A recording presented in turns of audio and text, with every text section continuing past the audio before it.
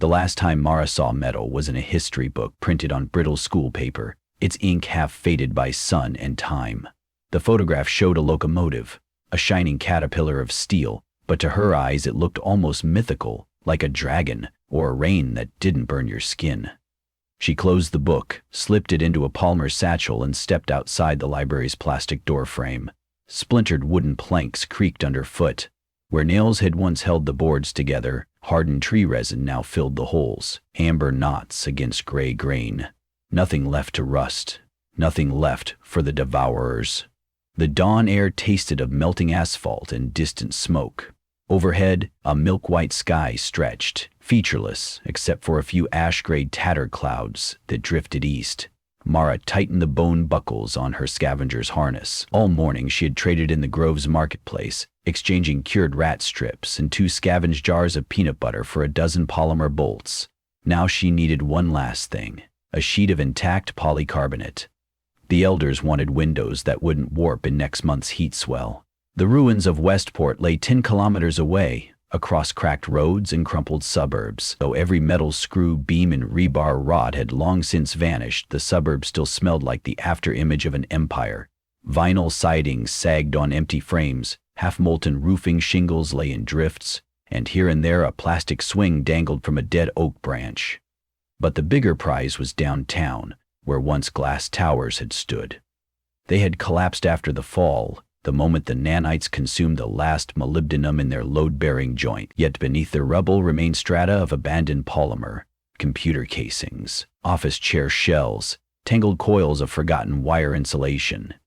Mara moved quietly, following a habit drilled into every survivor since childhood. No singing, no whistling, no sudden flashes of sunlight. Anything that stirred the rust's curiosity, even the faint squeal of electrostatic cold, bring a swarm. A single mote was harmless, merely a fleck of reddish dust that danced in wind. In a group, the nanites became a cloud of hungering intelligence, searching for iron atoms like sharks taste blood. People called them semi-sentient because they seemed to share one urge and one voice: consume. In truth, no one knew whether the rust possessed consciousness, but survivors learned to give it the respect reserved for a thinking predator. Halfway to Westport, Mara knelt by what had once been a pickup truck. Its paint was gone, its aluminum panels slumped inward, but the polyethylene fenders lay intact, like the shells of some soft-bodied insect. She carved 2 good pieces with her bone knife, lashed them to her pack, and hurried on. The road ahead shimmered with heat. Over her shoulder, desert scrub rustled. Nothing but dry grass, she hoped. She touched the talisman at her neck, a magnetite pebble the size of a thumbnail, one of the few ferromagnetic stones left untouched. The rust avoided it, for reasons no one understood. Its limited supply meant that every Grove child received a pebble at birth and lost it at death. Mara's parents had died giving theirs away to her. She clenched it now, remembering. By noon she reached downtown. Skeletons of buildings jutted like eroded stone pinnacles. Glass crust crunched beneath her sandals. She stepped around a yawning crater, where a 40-story tower had folded in on itself the year after she was born. Stories said the collapse caused a swarm so large it red-tinged the clouds for days. A storm of iron atoms ripped from beams and pipes and elevators. Inside the shadow of a fallen atrium, Mara's eyes adjusted. She found the cache she'd marked months earlier. Air conditioner housing plus a stack of shatterproof skylight panes. She pulled free a single pane, roughly a meter square, light enough to carry if she fashioned a sled. Then she thought of a second square. It was far over the head. Her father had written on the back the words, Mara. It would be fragile on the return journey, so she'd need help, but she had made no promises to anyone. The elders would thank her later. A faint drift of reddish glitter crossed her peripheral vision. She froze. At first it seemed only a trick of dust and sunlight. Then she felt the hair on her arms rise. Static discharge, the air ionizing as microscopic machines vibrated. The swarm was small, maybe a scouting tendril, yet she recognized a pattern, the rust patrolling the city like ants circling a picnic blanket, testing for fresh iron. Her clothing contained none, her gear none, but the polycarbonate pane had a vapor-deposited titanium film for UV protection. Damn it, even trace metals could draw them. She slid the pane back under debris. The rust spiraled closer, sniffing. She ducked behind a toppled wall and sprinkled a handful of iron filings, ground magnetite dust onto the floor. A decoy. The particles had come from her talisman, shaped carefully for just such emergencies. As they scattered, the swarm veered, latching onto the filings like leeches to warm flesh. Mara retreated, heart pounding. 30 seconds later, she was out of sight, racing down a corridor of fibrous plaster panels. When she finally paused to breathe, someone coughed behind her. She spun, bone knife raised. A man sat on a polyethylene office crate, palms open. Late 40s, wiry, sunburned. His clothes were stitched from tarp cloth. His boots were wholly bone-soled, no rivets. "Easy," he said, voice grainy. "I clocked your bait trick. Clever." She eyed him. "Scavengers usually work alone. Name's Gannon. I'm a runner for the resin commune across the river." He pointed west. "Came looking for polycarbonate too, but I got something better." He pulled out a palm-sized disc. Jade green circuit board, components pried off. She blinked. "Metal-free?" "It's ceramic traces," he said, catching her gaze. "Found a stockpile in a data center. Old experimental boards printed with conductive graphene, no copper. We're studying them. Could lead to real electronics again." Mara's pulse quickened. Real electronics meant lights at night, maybe refrigeration, maybe radio, but electricity drew the rust the way blood drew mosquitoes. "You'll need shielding," she said. "We're working on that." His eyes flicked toward her satchel. "Look, we could team up. Haul bigger loads, split the take." She hesitated. Trust was currency rarer than magnetite. Then a low susurration swept through the atrium, like wind through dead grass. A larger rust mass? She smelled ozone. Instinct overrode caution. "Deal, but we move now." They lashed 2 polycarbonate panes together, sandwiched between scrap foam, and carried them like a stretcher. Gannon led through alleys where thermal drafts blew rust dust away. Along the route he shared snippets. Commune bivouacs in epoxy-sealed culverts. Hydroponic cucumbers grown in PVC pipes.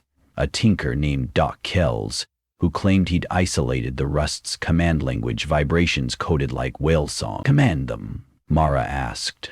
"Or shut them down," Gannon said.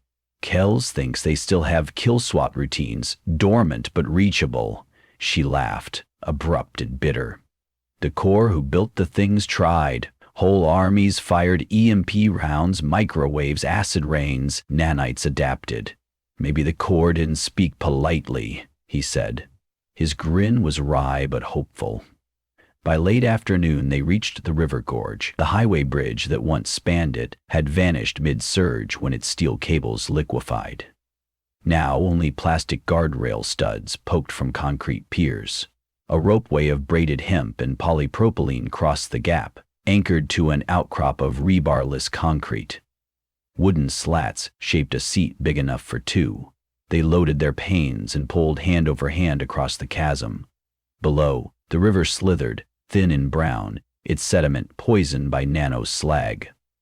White satin. On the far side, a cliff path wound upward between sun-blasted pine trunks. There, half hidden among branches, stood the resin commune. Structures resembled giant bird nests. Lattices of 2x4 scavenged lumber bound with plant fiber rope, walls plated in hardboard and plastic siding. Smoke rose from a bone and clay kiln shaped like a beehive. The air smelled of pine tar and drying algae.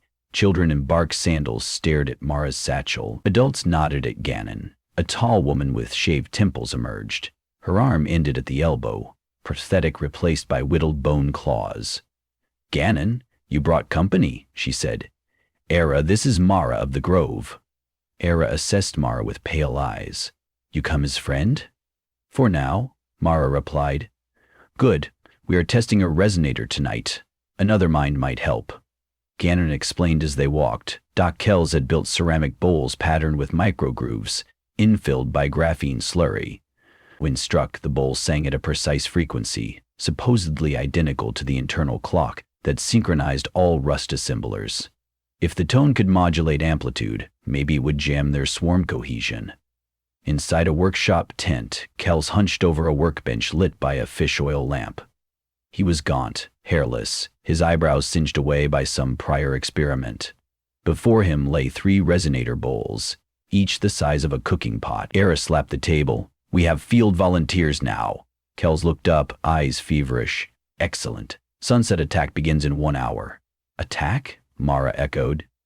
"We lure a swarm to the riverbank," Kells said, "then strike the bowls. Either they disintegrate or we do." He shrugged. "Progress?" Mara glanced at Gannon. His face held that same wry hope, edges tightened by fear. She said, "I'll help, but if this goes bad, I run." "Wisest rule," Kells said. They positioned at twilight near the gorge's lip. Wind carried the smell of charred pine. Kells scattered iron dust on a sheet of plastic to bait the swarm, then placed bowls along a semicircle. Mara held a wooden mallet wrapped in cloth. Gannon held another. Era carried a bow of laminated bamboo, its string of woven tendon. She watched the sky. Night bled across the horizon. Stars rarely pierced the haze, but tonight a ragged veil parted, and Mara glimpsed the seared belt of the Milky Way. Human names for constellations meant little now. Steel telescopes were dust, satellites reduced to curdled iron, orbiting until dragged by friction to burn. Still, she murmured an old star rhyme her mother taught. "North light is safe light, south light is storm." No one answered. Then the bait fizzed. The iron dust blinked, motes glowing like embers. A bronze cloud swirled from the darkness, coalescing into a living sandstorm. It roared silently, no more than the hiss of grains on glass, yet the air vibrated like a plucked string right behind the eardrum. The rust. "Ready," Kells whispered. The swarm overlaid the dust, spiraling inward. The polymer sheet puckered under oxidizing heat. Kells raised a signal hand. Mara and Gannon swung. Cloth-wrapped mallets struck ceramic. Tong sound rippled a low chiming drone that resonated in her ribcage. Skin prickled. The bowl's pitch seemed to hover at the edge of hearing, half felt by bones. The swarm convulsed. Its coherent spiral shattered into chaotic filaments. Glowing specks flickered off like sparks in wind. Again, Kells gestured. They struck. "Tong!" The dust cloud collapsed further, its rust hue dimming toward dull brown. Then, abruptly, it recoalesced into a denser orb, redder than before. Pulsing, it surged toward the source of sound. "Back!" Ai shouted, loosing an arrow. The arrow, tip carved from obsidian glass, passed through the swarm and clattered onto rocks. The rust ignored it, funneling into a spear of grit. Kells slammed a third bowl with a metalless striker fashioned of petrified wood. The bowl cracked. A discordant jangle sounded. The swarm shrieked. Or perhaps the air screamed as nanites meshed their microgears. They lunged at Kells. He stumbled, engulfed head to chest in a mantle of dust. Flesh steamed. Within seconds, only his skeleton remained, bones bleaching white before collapsing as calcium was stripped of trace iron. The swarm burgeoned, redder. "Run!" Mara grabbed Gannon's wrist. They raced toward the cliff path. Rust hissed behind them, an avalanche of corrosive sand. Ira sprinted alongside, her prosthetic bone claws clicking. She shouted something guttural. At the ridge, wooden huts loomed. People spilled out, eyes wide.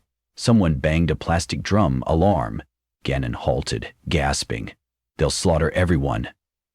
Mara looked at the narrow ropeway across the gorge. If they lured the swarm onto that, perhaps weightlessness, wind interference? But rope contained no iron. The nanites could float, no barrier. She clenched her magnetite pebble pointless. "I have another bowl," Gannon said suddenly. He unstrapped a smaller resonator from his pack. "If I can draw them into the gorge, maybe the fall will scatter them." "And leave you on the wrong side," Mara said. "Resin will need leadership. You help them rebuild. I'm expendable." She saw truth in his eyes. Duty, guilt, hope. Before she could argue, eerie thunder rolled. The rust crested the hill, incinerating resin walls. wooden beams collapsing in whispery flames as moisture flashed to steam. Gannon ran toward the ropeway platform. He hurled iron dust from Kels's pouch into the air, slashed the tether that secured the seat. It drifted into the gorge. Swarm followed. He struck the bowl in his hands and leaped after the seat, grabbing the dangling rope.